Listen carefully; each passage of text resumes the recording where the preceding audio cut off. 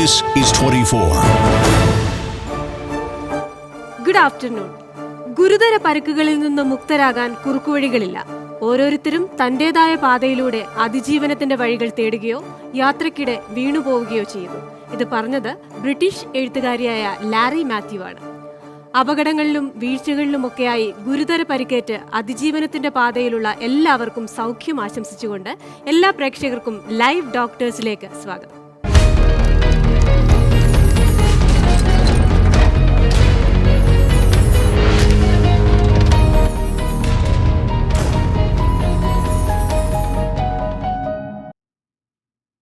നെഞ്ചിനും വയറിനും ഏൽക്കുന്ന പരുക്കുകൾ എന്നതാണ് live doctors ഇന്ന് ചർച്ച ചെയ്യുന്നത്. ഇതിനായി നമ്മോടൊപ്പമുള്ളത് എറണാകുളം മെഡിക്കൽ സെന്ററിലെ ലാപ്രോസ്കോപ്പിക് സർജനായ ഡോക്ടർ ജോബി എബ്രഹാമാണ്. Doctor, welcome to live doctors. നമസ്കാരം. ഇപ്പോൾ ഡോക്ടർ, നമ്മൾ എപ്പോഴും സാധാരണ രോഗാവസ്ഥകളെ പറ്റിയാണ് പറയാറുള്ളത്. പക്ഷേ ഈ പരുക്കുകൾ എന്ന് പറയുന്നത് അതൊരു രോഗാവസ്ഥയല്ല. പലപ്പോഴും പല കാരണങ്ങൾ കൊണ്ട് പരുക്കുണ്ടാകും. നിസ്സാരമായ ഒരു വീഴ്ച തൊട്ട് പല കാരണങ്ങളും. അപ്പോൾ എന്തൊക്കെയാണ് പ്രധാനമായിട്ട് ഈ പരുക്കുണ്ടാകാൻ കാരണം? യൂഷ്വലി നമ്മുടെ നാട്ടിൽ കൂടുതലായിട്ട് കാണുന്ന റോഡ് ട്രാഫിക് ആക്സിഡൻറ്റുമായിട്ട് റിലേറ്റഡ് ആണ്.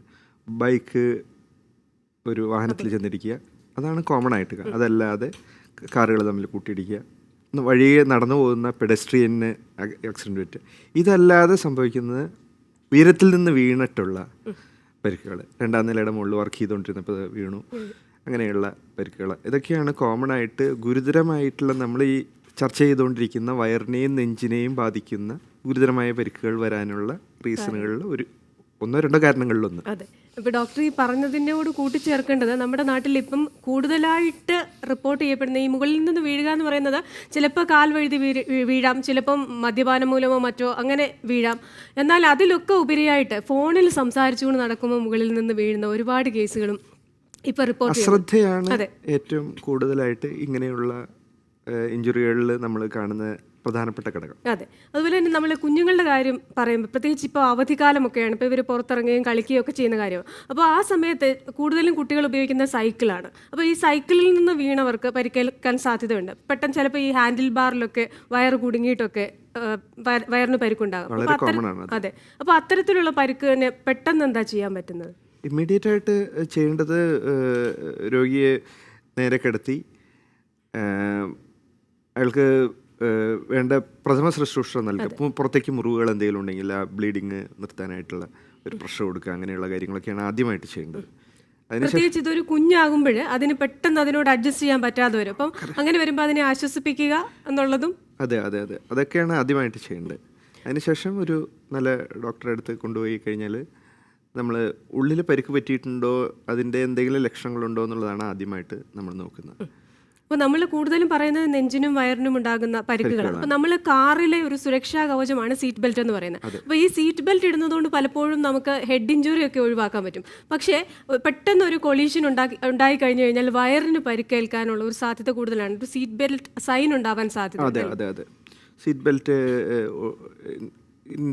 ആ പ്രഷർ കൊണ്ട് ചില ആളുകൾക്ക് വയറ്റിനകത്ത് ഗുരുതരമായിട്ടുള്ള പരിക്കുകൾ ഉണ്ടാകുന്നത് പലപ്പോഴും കണ്ടിട്ടുണ്ട്. ഇപ്പോഴത്തെ കാലത്ത് പുതിയ ലേറ്റസ്റ്റ് വെർഷൻ കാറുകളിൽ ഉള്ള മറ്റ് എയർ ബാഗ് പലപ്പോഴും അത് പ്രിവെൻറ്റ് ചെയ്യാറുണ്ട്.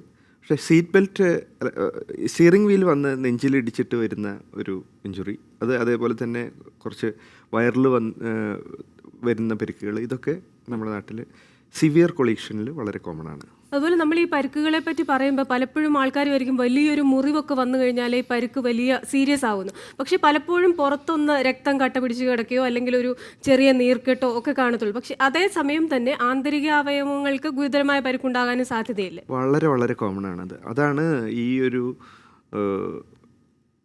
പ്രധാനപ്പെട്ട റോഡ് ട്രാഫിക് ആക്സിഡൻറ്റുകളിൽ നമ്മൾ ശ്രദ്ധിക്കേണ്ട കാര്യം. പുറമേ നിന്ന് നോക്കുമ്പോൾ ചെറിയൊരു നീലച്ച കളർ മാത്രമേ കാണുള്ളൂവെങ്കിലും ഉള്ളിലെ സോളിഡ് ഓർഗൻസ് ആയിട്ടുള്ള കരള്, പ്ലീഹ, പാങ്ക്രിയാസ് ഗ്രന്ഥി, കിഡ്നി, ഇവയ്ക്കൊക്കെ ചിലപ്പോൾ ഗുരുതരമായിട്ടുള്ള പരിക്ക്, ചിലപ്പോൾ മുറിഞ്ഞ് അതിനകത്ത് ബ്ലഡ്, അതിൽ നിന്ന് ബ്ലഡ് ചോര വാർന്നുകൊണ്ടിരിക്കുകയായിരിക്കും. അത് നമ്മൾ ശ്രദ്ധിക്കാതിരിക്കുകയോ വൈകിക്കുകയോ ചെയ്തു കഴിഞ്ഞ് കഴിഞ്ഞാൽ പേഷ്യൻ്റ് വളരെ അതീവ ഗുരുതരമായിട്ടുള്ള കണ്ടീഷനിലാണ് ഹോസ്പിറ്റലിൽ എത്തുക. ആ സമയത്ത് പിന്നെ നമുക്ക് ചിലപ്പോൾ പെട്ടെന്ന് എന്തെങ്കിലും ചെയ്തു കൊടുക്കാൻ പറ്റിയെന്ന് വരില്ല. അതെ, ഈ ഡോക്ടർ പറഞ്ഞതുപോലെ തന്നെ ഈ ഇന്റേണൽ ഓർഗൻസ് എല്ലാം വളരെ സെൻസിറ്റീവ് ആയിട്ടുള്ള ഓർഗൻസ് ആണ്. അപ്പോൾ ഇതിന് ഈ പറഞ്ഞതുപോലെ നമ്മൾ നോക്കുമ്പോൾ ഈ ഒരു കരിനീലിച്ച കളറൊക്കെ കാണുന്നുള്ളൂ. അപ്പോൾ ചിലര് പൊടി തട്ടി ഒന്ന് എഴുന്നേറ്റ് പോകാനുള്ള ശ്രമമൊക്കെ നടക്കും. പക്ഷേ അത്തരത്തിൽ ഇങ്ങനെ ഒരു ഇന്റേണൽ ഇഞ്ചുറി ഉണ്ടെങ്കിൽ ആ ആളിന് എന്തൊക്കെ ലക്ഷണങ്ങൾ ഉണ്ടാവാം? ഒരു നോർമലായിട്ട് ആൾക്ക് എഴുന്നേറ്റ് നിൽക്കാൻ പോലും പറ്റില്ല എന്നുള്ളതാണ്. കാരണം വെച്ചിട്ടുണ്ടെങ്കിൽ രക്തസ്രാവം ചെറിയ തോതിലോ വലിയ തോതിലോ ഉണ്ടായിക്കൊണ്ടിരിക്കുകയായിരിക്കും. അതിനനുസരിച്ച് അദ്ദേഹത്തിൻ്റെ പൾസ് റേറ്റ് കൂടിക്കൊണ്ടിരിക്കും, BP കുറഞ്ഞുകൊണ്ടിരിക്കും, അയാൾ ഭയങ്കരമായിട്ട് വേർക്കും. അപ്പോൾ എഴുന്നേറ്റ് നിന്നാൽ തല കറക്കുന്ന മാതിരി ഫീലിംഗ് ഉണ്ടാകും. അപ്പോൾ രക്തസ്രാവം ഉള്ളിൽ നടന്നുകൊണ്ടിരിക്കണം. നമ്മൾ പുറത്തേക്ക് ഒരു മുറിവുണ്ടായിട്ട് അതിൽ നിന്ന് ബ്ലീഡ് ചെയ്യുന്നത് കാണുമ്പോൾ നമുക്ക് മനസ്സിലാവും ചോര വാർന്നു പോകുന്നുണ്ടെന്നുള്ളത്. പക്ഷേ വയറ്റിനകത്തോ നെഞ്ചിനകത്തോ ഇതുപോലെ ചോര വാർന്നു പോകുന്നത് ചിലപ്പോൾ പുറത്ത് നിന്ന് കാണുന്ന കാഴ്ചക്കാർക്ക് മനസ്സിലാവണമെന്നില്ല. ഇനിയിപ്പോൾ ആ പരുക്ക് അത്ര ഗുരുതരം അല്ലെങ്കിൽ ചിലപ്പോൾ 1-2 ദിവസം തന്നെ ഇവർക്ക് ചെറിയ, അതായത് വേദന, ഛർദിൽ അതുപോലെയുള്ള ലക്ഷണങ്ങളുമായിരിക്കില്ലേ? അതെ. അപ്പോൾ ചിലപ്പോൾ ചില ആളുകൾക്ക് ഒരു 6 hours 8 hours കഴിഞ്ഞിട്ടായിരിക്കാം ഈ രക്തസ്രാവത്തിൻ്റെതായിട്ടുള്ള ലക്ഷണങ്ങൾ, അതായത് ഹൈപ്പോവോളീമിക് ഷോക്ക് എന്ന് പറയുന്ന സ്റ്റേജിലേക്ക് പോകുന്നത് 6-8 മണിക്കൂർ കഴിഞ്ഞിട്ടായിരിക്കാം. പക്ഷേ അതിനേക്കാൾ മുമ്പേ നമുക്ക് ഇടപെടാൻ കഴിയുകയാണെങ്കിൽ പലപ്പോഴും നമുക്ക് അവരുടെ ജീവൻ രക്ഷപ്പെടുത്താൻ കഴിയും. അതെ, ഇപ്പോൾ ഡോക്ടർ പറഞ്ഞത് ഫസ്റ്റ് എയ്ഡ് എന്ന് പറഞ്ഞാൽ ഏതൊരു ഘട്ടത്തിലും ആദ്യം ചെയ്യുന്നത് അതാണ്. സെക്കൻഡറി സ്റ്റേജിലുള്ള എല്ലാ ചികിത്സകളെയും വളരെ സഹായിക്കുന്നത്. അപ്പോൾ ഈ ഒരു ഘട്ടത്തിൽ ഈ വയറിനും നെഞ്ചിനും ഒക്കെ പരിക്കേൽക്കുമ്പോൾ നമ്മൾ ഏത് തരത്തിലുള്ള ഒരു ഫസ്റ്റ് എയ്ഡ് ആണ് ചെയ്യേണ്ടത്? പേഷ്യന്റിനെ അധികം മൂവ് ചെയ്യാൻ അനുവദിക്കാതിരിക്കുക എന്നുള്ളത്. സ്ട്രെയിറ്റ് പൊസിഷനിൽ കിടത്തതിന് ശേഷം അധികം മൂവ് ചെയ്യാൻ അനുവദിക്കുക. അതിപ്പോൾ ഈവൺ ഇപ്പോൾ നട്ടെല്ലിന് ഇതിപ്പോൾ ഒരു ആക്സിഡൻറ്റ് പറ്റുന്ന സമയത്ത് നമ്മൾ നെഞ്ചോ വയറോ മാത്രമല്ലല്ലോ, തലച്ചോറിന് നട്ടെല്ലിനൊക്കെ പരിക്ക് സംഭവിക്കാം. അപ്പോൾ അതിനെ ആദ്യമായിട്ട് ചെയ്യേണ്ടത് പേഷ്യനെ സ്ട്രെയിറ്റ് ആയിട്ട് കിടത്തുക, തലയോ അല്ലെങ്കിൽ ബോഡിയോ അധികം ഇളക്കാൻ അനുവദിക്കാതിരിക്കുക. ഡോക്ടർ, നമുക്ക് അതിലേക്ക് തിരിച്ചു വരാൻ ഒരു കോളർ ഉണ്ട്. ആലപ്പുഴ നിന്ന് ജോൺസൺ ആണ്. ജോൺസൺ, ലൈവ് ഡോക്ടേഴ്സിലേക്ക് സ്വാഗതം. ഡോക്ടറിനോട് ചോദിക്കാം. ഹലോ, നമസ്കാരം. ഡോക്ടറല്ലേ? അതെ, പറഞ്ഞോളൂ. അതെ, എനിക്ക് ഈ കഴിഞ്ഞ ദിവസം ഞാനൊന്ന് വീണായിരുന്നു. എൻ്റെ നെഞ്ചിന് ഒരു ആ സമയത്ത് ഇച്ചിരി നല്ല വേദനയുണ്ടായി, അതൊരു ഇത് ഉണ്ടാകുകയും ചെയ്തു. അത് കഴിഞ്ഞ് നീർക്കെട്ടിലുണ്ട്, പിന്നെ വേദന അന്നേരം കുറഞ്ഞു. ഞാൻ ഒലിനി എന്ന് പറയുന്ന സ്പ്രേ വാങ്ങിച്ച് അവിടെ ഇട്ട് 3-4 പ്രാവശ്യം തടയുകയൊക്കെ ചെയ്തു. ഇപ്പൊ ഇച്ചിരി കുറവുണ്ട്, എങ്കിലും ഒരു ചെറിയ ഇത്, അതിന് എന്തെങ്കിലും മരുന്ന് വേറെ കഴിക്കണോ? ഈ നെഞ്ചിനോ വരുന്ന പരിക്കുകളിൽ വാരിയെല്ലിനോ ഒടിവോ ഒന്നും സംഭവിച്ചിട്ടില്ലെങ്കിൽ പിന്നെ നമ്മൾ കൂടുതലായിട്ട് കാണുന്നത് ചതവാണ്, കൺട്യൂഷൻ ചെസ്റ്റ് എന്ന് പറയുന്ന ഇത്.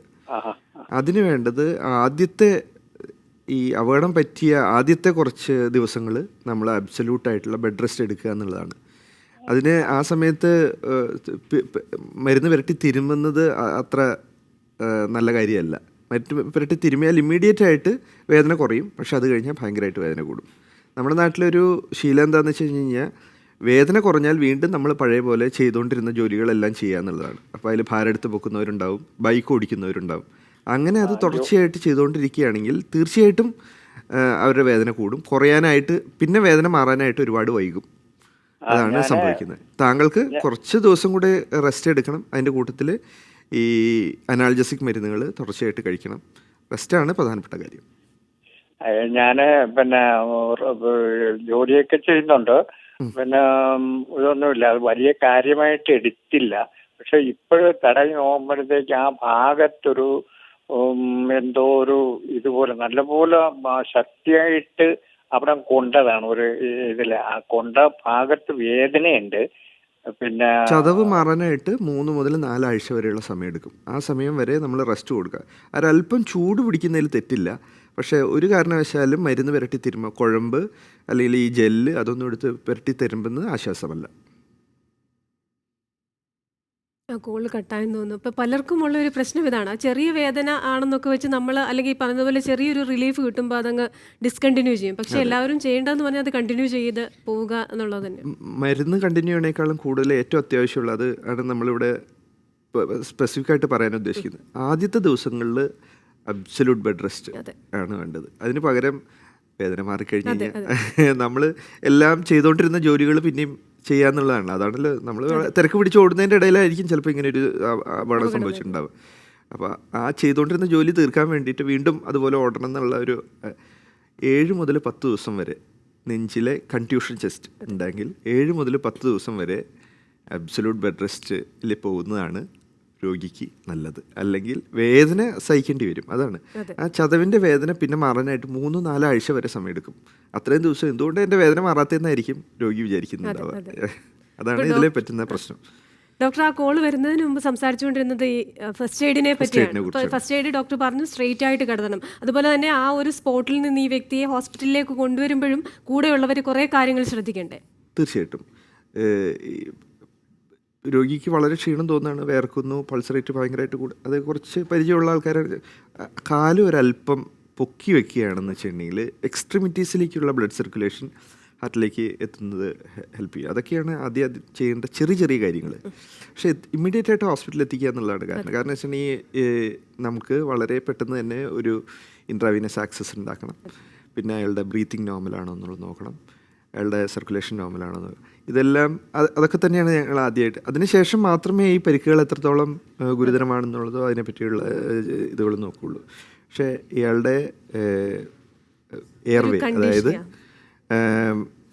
ശ്വാസ തടസ്സമൊന്നുമില്ല എന്ന് ഉറപ്പുവരുത്തി, ബ്ലഡ് സർക്കുലേഷൻ നോർമലാണെന്ന് ഉറപ്പുവരുത്തി, ഈ ബ്രീത്തിങ് ഒക്കെ നോർമലാണെന്നുള്ളത് ഉറപ്പുവരുത്തിയതിന് ശേഷമേ ചികിത്സ തുടങ്ങാനുള്ള.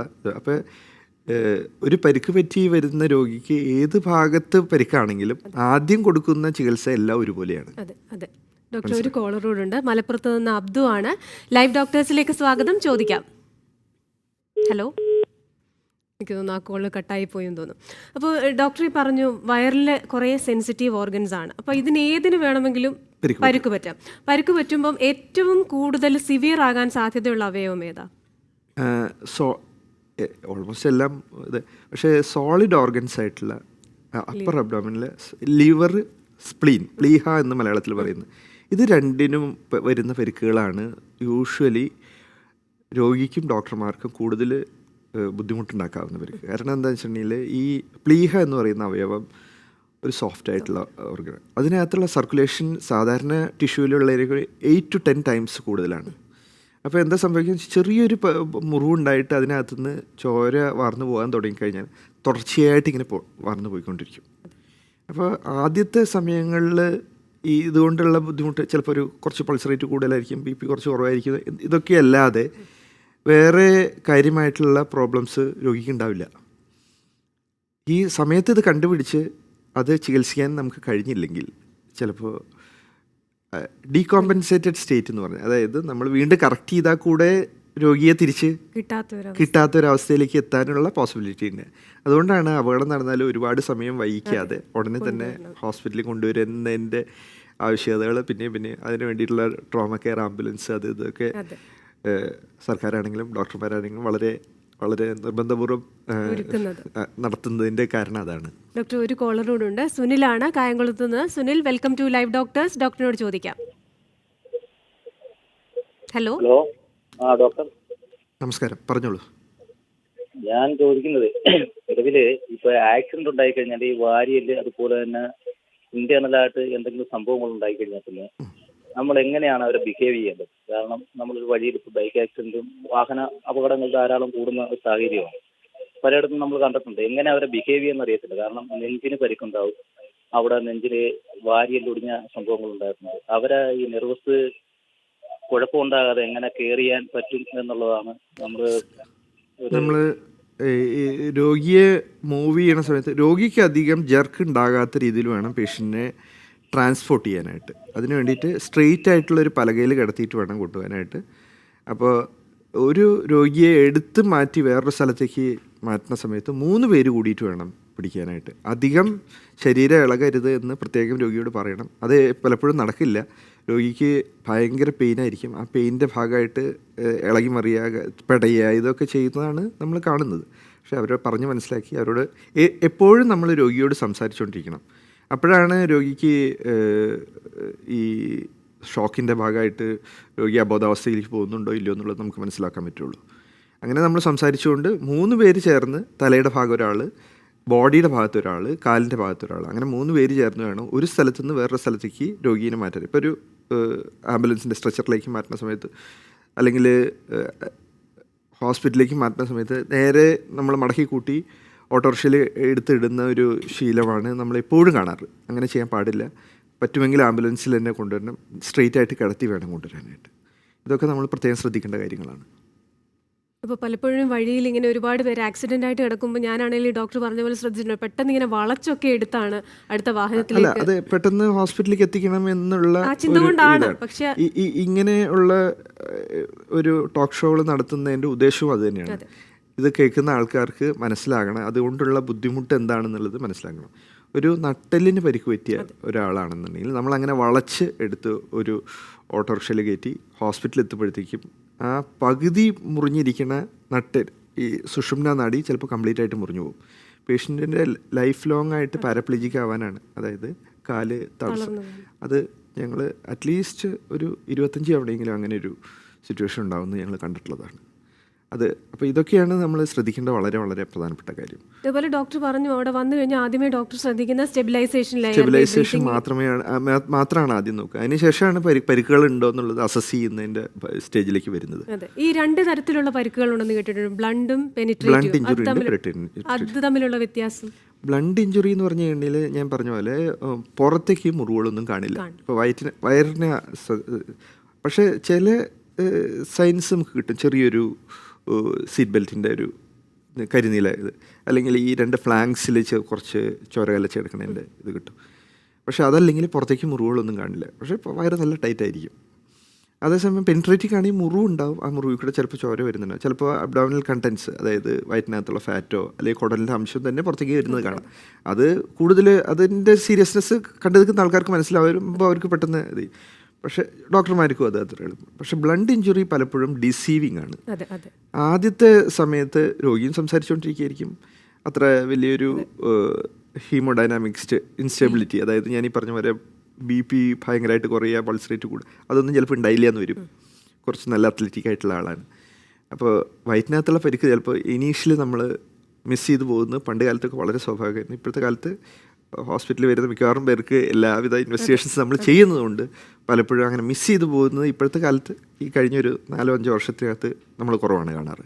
അപ്പോൾ ആ ഒരു കേസിൽ ഈ ഇന്റേണൽ ഇഞ്ചുറി കണ്ടുപിടിക്കാൻ ഏതൊക്കെ പരിശോധനകളാണ് ചെയ്യുന്നത്? സാധാരണ നിലയ്ക്ക് നമുക്ക് ഇമ്മീഡിയറ്റ് ആയിട്ട് മിക്കവാറും ഹോസ്പിറ്റലുകളിൽ ഇപ്പോൾ അവൈലബിൾ ആയിട്ടുള്ളൊരു സംവിധാനം അൾട്രാസൗണ്ട് സ്കാനാണ്.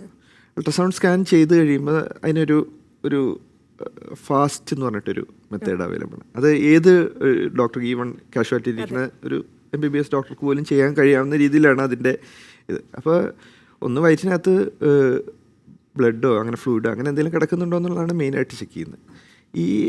ആ ചെക്കപ്പിൽ തന്നെ മേജർ ഇഞ്ചുറി വയറ്റിനകത്തുണ്ടെങ്കിൽ ഉടനെ തന്നെ നമുക്ക് മനസ്സിലാവും. അങ്ങനെയാകുമ്പോൾ ഉടനെ സർജൻ്റെ ആവശ്യമുണ്ടെന്നുള്ളത് മനസ്സിലാവും. അടുത്ത സ്റ്റെപ്പ് നമ്മൾ ചെയ്യുന്നത് യൂഷ്വലി CT സ്കാനാണ്. CT സ്കാനിനകത്ത് പരിക്ക് എവിടെയാണെന്നുള്ളത് മനസ്സിലാവും. അതിപ്പോൾ അതുപോലെ തന്നെ നമ്മൾ വയറിൻ്റെ കാര്യം പറഞ്ഞു, അതുപോലെ തന്നെ ഈ നെഞ്ചിലെ പരിക്കിനാണ് കുറച്ച് അവയവങ്ങളെ ബാധിക്കാം, ഹൃദയം, ശ്വാസകോശം പോലെ. അപ്പോൾ ഏതൊക്കെ അവയവങ്ങളാണ് ഈ നെഞ്ചിലെ പരിക്കുകളിൽ യൂഷ്വലി നമ്മളെ കുഴപ്പിക്കുന്ന പരിക്ക് യൂഷ്വലി ശ്വാസകോശത്തിന് വരുന്ന പരിക്കാണ്. കാരണം എന്ന് വെച്ചിട്ടുണ്ടെങ്കിൽ സൈഡിലാണ് മിക്കവാറും അവിടെ വാരിയെല്ലുകൾ ഒടിഞ്ഞ് മാറിയിരുന്നാൽ, ശ്വാസകോശം എന്ന് പറഞ്ഞാൽ നമ്മൾ ശ്വാസം വലിക്കുമ്പോൾ എപ്പോഴും മൂവ് ചെയ്യുന്നൊരു ഓർഗനാണ്. അതുകൂടാതെ ചെസ്റ്റ് കാവിറ്റി എന്ന് പറയുന്ന സാധനത്തിന് നെഗറ്റീവ് പ്രഷറാണ് ഉണ്ടാവും. കാരണം എന്നാലാണ് നമ്മൾ ശ്വാസം വലിക്കുന്ന സമയത്ത് ലങ്സ് എക്സ്പാൻഡ് ചെയ്യുള്ളൂ. അതേസമയം ചെസ്റ്റ് കാവിറ്റിനകത്ത് ലങ്സ് കൂടാതെ കുറച്ച് ഫ്ലൂയിഡോ, അതായത് രക്തം അല്ലെങ്കിൽ കുറച്ച് എയറോ, ലങ്സിനകത്ത് കിടക്കുന്ന എയർ ചെസ്റ്റ് കാവിറ്റിയിൽ വന്നാൽ ഭയങ്കര ഡേഞ്ചറസാണ്. അത് സംഭവിക്കുന്നത് എപ്പോഴാണ്?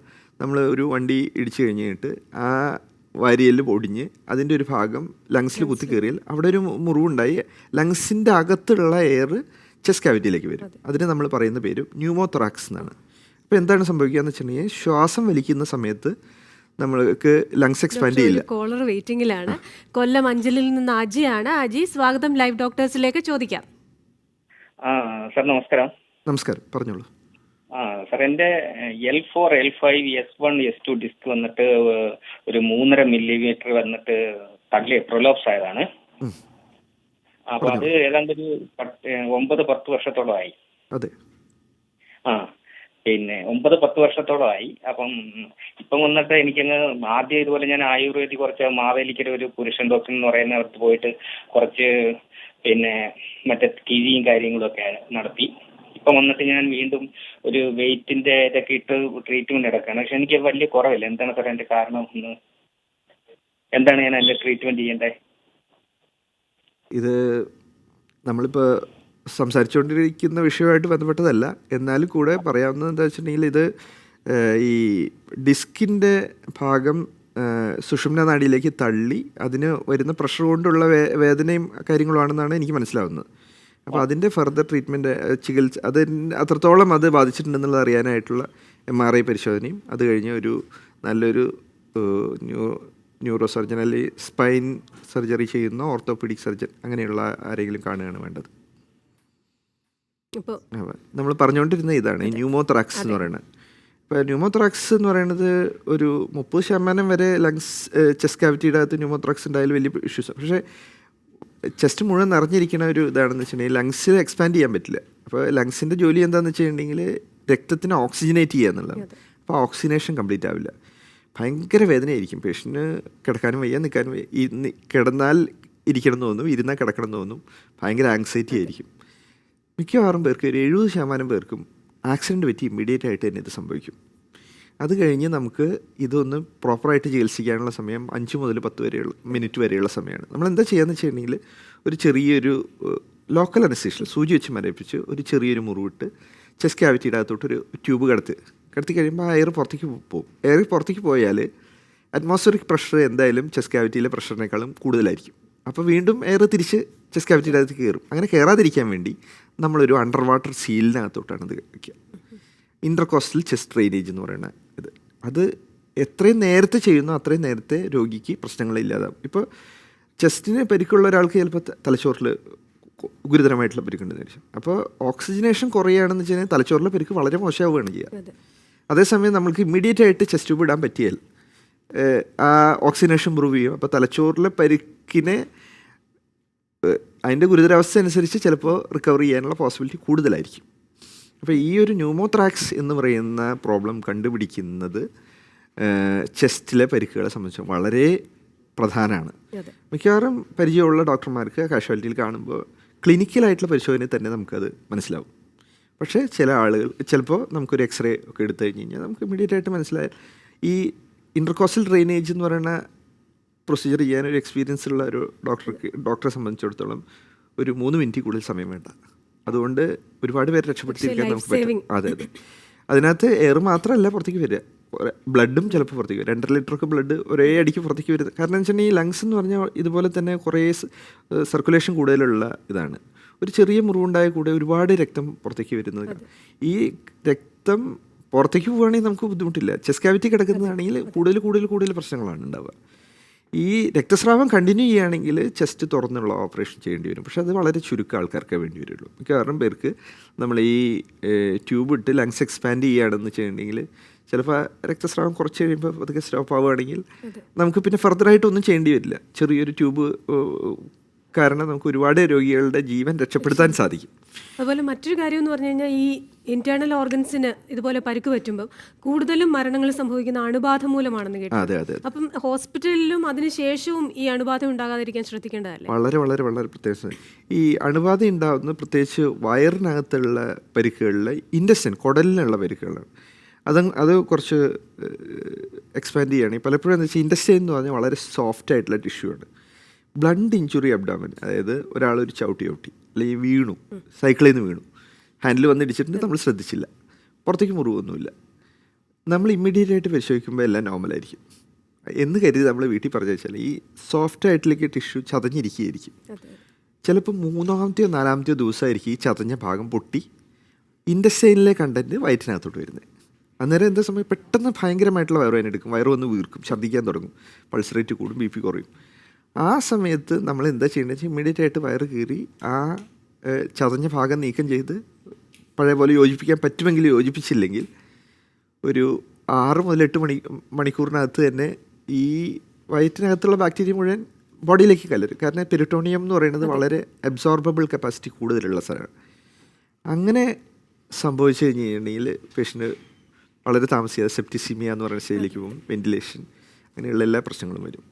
അപ്പോൾ ഇതൊക്കെ ഉണ്ടാകുന്നതിനേക്കാളും മുമ്പേ ഇത് ചികിത്സിക്കുന്നതാണ് പ്രധാനപ്പെട്ട കാര്യം. അപ്പോൾ മിക്കവാറും പേര് അറിഞ്ഞിരിക്കേണ്ട കാര്യം, ചെറിയൊരു പരിക്കാണ്, ഹോസ്പിറ്റലിൽ പോയി ഡോക്ടർ കുഴപ്പമൊന്നുമില്ല എന്ന് പറഞ്ഞ് വീട്ടിൽ പോയാലും പെട്ടെന്ന് വയറ് വന്ന് വീർക്കുക, ഇതുപോലെ ശ്രദ്ധിക്കുക. അപ്പോൾ ഡോക്ടർ കുഴപ്പമില്ല എന്ന് പറഞ്ഞിട്ടുണ്ടല്ലോ എന്ന് വിചാരിച്ച് വീട്ടിൽ തന്നെ ഇരിക്കരുത്, ഉടനെ തന്നെ അടുത്ത ഹോസ്പിറ്റലിൽ പോകണം എന്നുള്ളതാണ് ഇതിലെ പ്രത്യേകം ശ്രദ്ധിക്കേണ്ട ഒരു പ്രധാനപ്പെട്ട കാര്യം. അതെ, ഡോക്ടർ പറഞ്ഞ പോലെ അശ്രദ്ധയും അവഗണനയുമാണ് പലപ്പോഴും നമ്മൾ പല ജീവനുകളും നഷ്ടപ്പെടുന്നതിൻ്റെ ഒരു കാര്യം. എന്ത് തന്നെയായാലും ഇന്നത്തെ നമ്മുടെ ലൈവ് ഡോക്ടേഴ്സിൻ്റെ സമയം ഇവിടെ പൂർണ്ണമാവുകയാണ്. കുറച്ച് കാര്യങ്ങൾ മാത്രമേ നമുക്ക് സംസാരിക്കാൻ സാധിച്ചുള്ളൂ. എനിക്ക് തോന്നുന്നു മറ്റൊരു എപ്പിസോഡിൽ കൂടുതൽ കാര്യങ്ങൾ നമുക്ക് സംസാരിക്കാൻ സാധിക്കും. വളരെ നന്ദി ഡോക്ടർ. ഇന്നത്തെ ലൈവ് ഡോക്ടേഴ്സ് ഇവിടെ പൂർണ്ണമാവുകയാണ്. നാളെ മറ്റൊരു വിഷയവുമായി വീണ്ടും കാണാം. നമസ്കാരം.